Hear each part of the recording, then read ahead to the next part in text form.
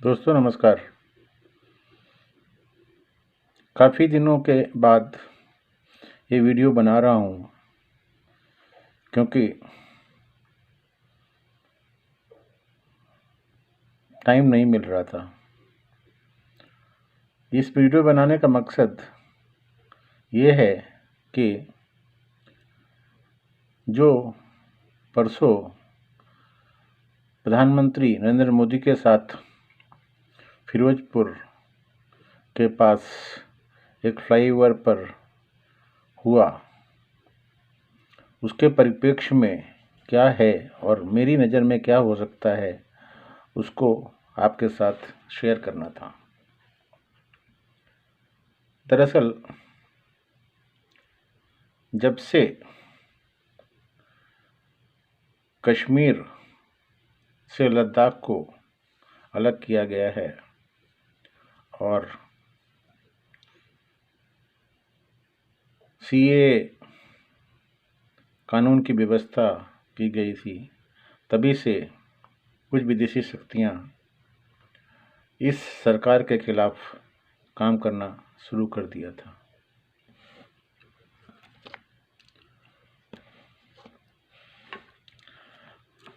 आप लोगों को याद ही होगा कि शाहीन बाग में क्या हुआ और शाहीन बाग के बाद जो दिल्ली में दंगा हुआ उसे किसने करवाया और क्यों करवाया।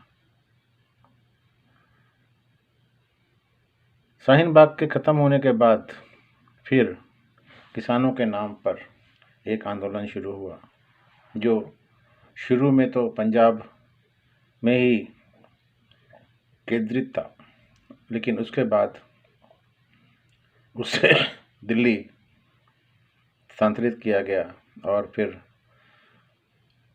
26 जनवरी 2021 को जो दिल्ली में नंगा नाच हुआ वो सबको मालूम है। प्रधानमंत्री को कुछ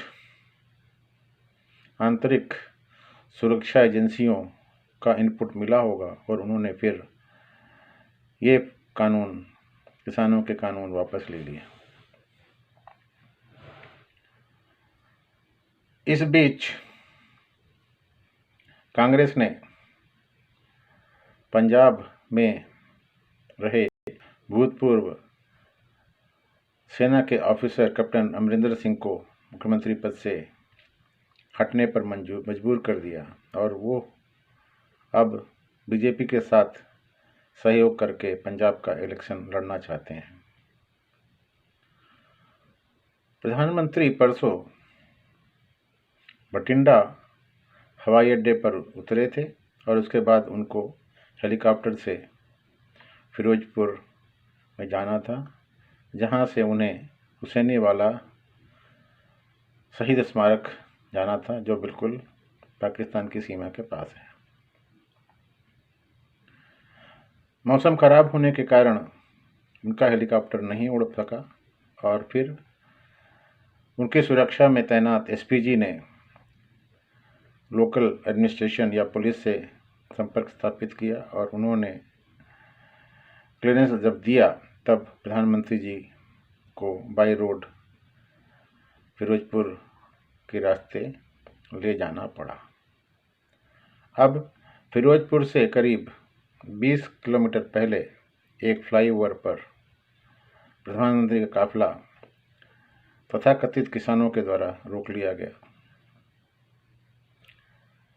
यहाँ देखने वाली बात यह है कि जब एसपीजी ने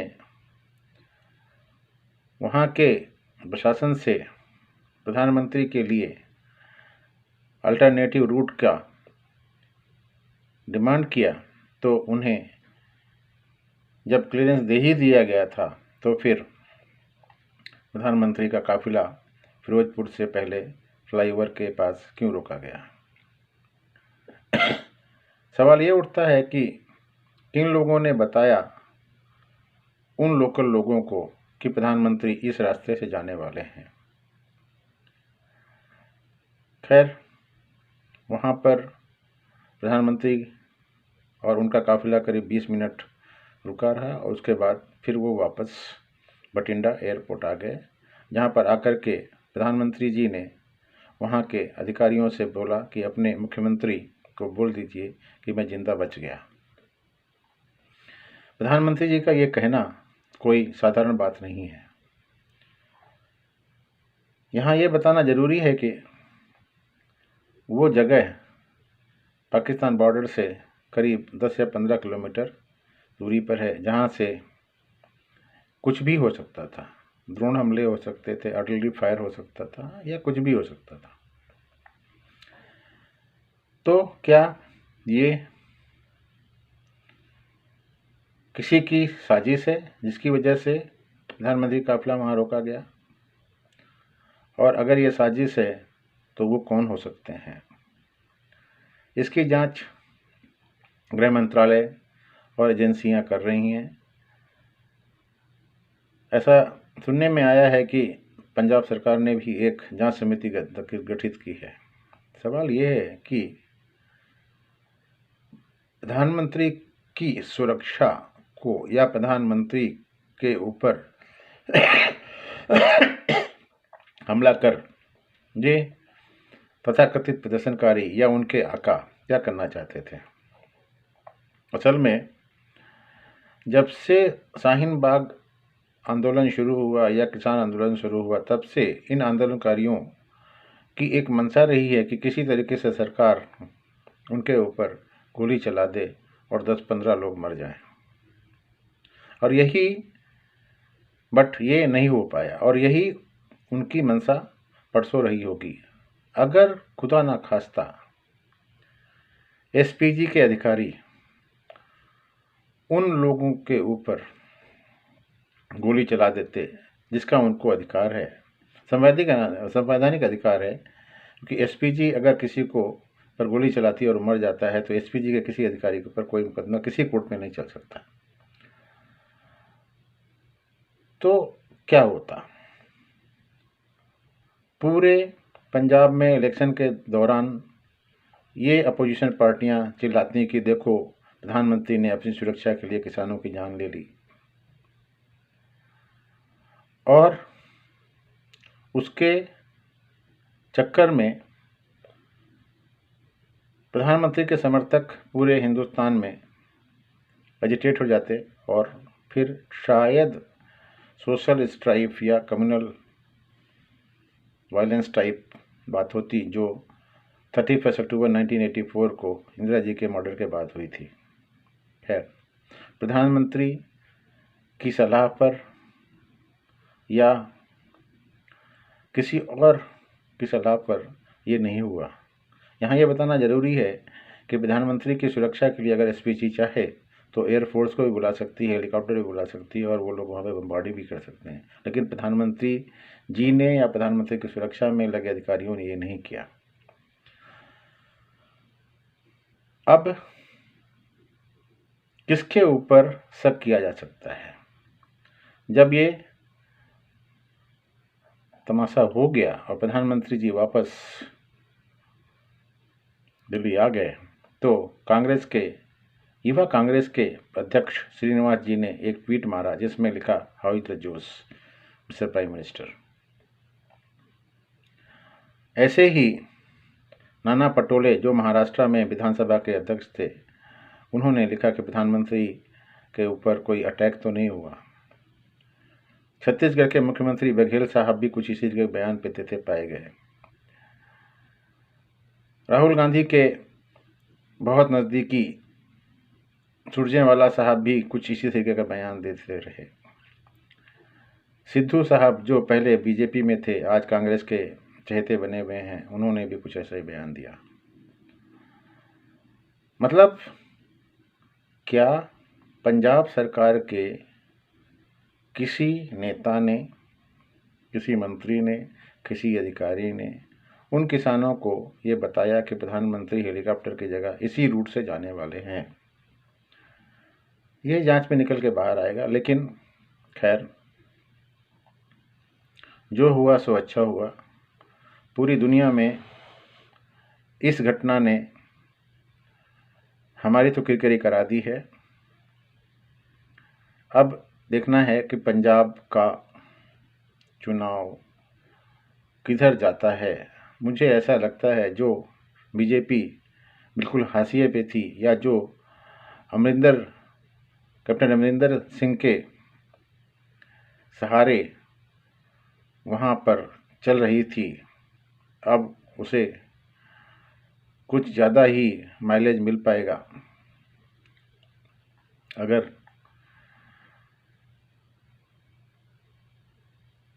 प्रधानमंत्री इस समय पंजाब में राष्ट्रपति शासन लगवा देते हैं तो कांग्रेस को एक मौका मिल जाएगा कि देखो, प्रधानमंत्री ने अपनी सुरक्षा के लिए वहाँ पर राष्ट्रपति शासन लगवाया और एक दलित सिख चीफ मिनिस्टर को हटा दिया। मेरा देश हमेशा से बाहरी ताकतों के डायरेक्ट इनडायरेक्ट कब्जे में रहा है और वो नहीं चाहते कि मेरा देश उन्नति करे। आज भी वैसे ही कुछ हालात हैं और इसी की ये एक दो उदाहरण हैं। देखते हैं आगे क्या होता है। प्रधानमंत्री साहब कल राष्ट्रपति से मिले थे, उन्होंने उपराष्ट्रपति से फोन पर बात भी की थी। गृह मंत्रालय ने पंजाब सरकार से रिपोर्ट मांगी है। इस घटना पर मेरी पैनी नज़र रहेगी और आगे जो भी डेवलपमेंट होगा मैं ये बताऊंगा। लेकिन यहाँ पर ये बताना चाहता हूँ कि खालिस्तानियों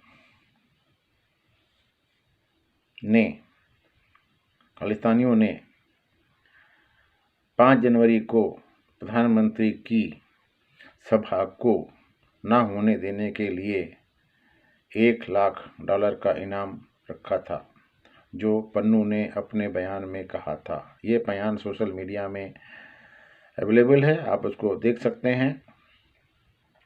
यानी कि फिर पंजाब को सन 80 वाले दशक में धकेला जा रहा है। वो इसलिए क्योंकि वहाँ पर कांग्रेस इन केन प्रकारेण किसी तरीके से भी शासन करना चाहती है। पंजाब एक सीमा प्रांत है और वहाँ पर हमेशा स्मगलिंग, ड्रोन से आर्म ड्रॉपिंग होता रहता है। वहाँ पर एक स्थायी और सक्षम सरकार चाहिए। मुझे आशा है कि पंजाब की जनता जिस बात का ध्यान रखेगी और आगे आने वाले चुनाव में किसी ऐसी पार्टी को सत्ता सौंपेगी जो इस तरीके से दोबारा पंजाब को 1980 के दशक में ना धकेले। अब के लिए इतना ही। आगे किसी और मुद्दे पर कभी बात करूँगा। तब तक के लिए नमस्कार, धन्यवाद। अगर आपको ये वीडियो अच्छा लगता है तो आप शेयर करें, चैनल को सब्सक्राइब करें। धन्यवाद।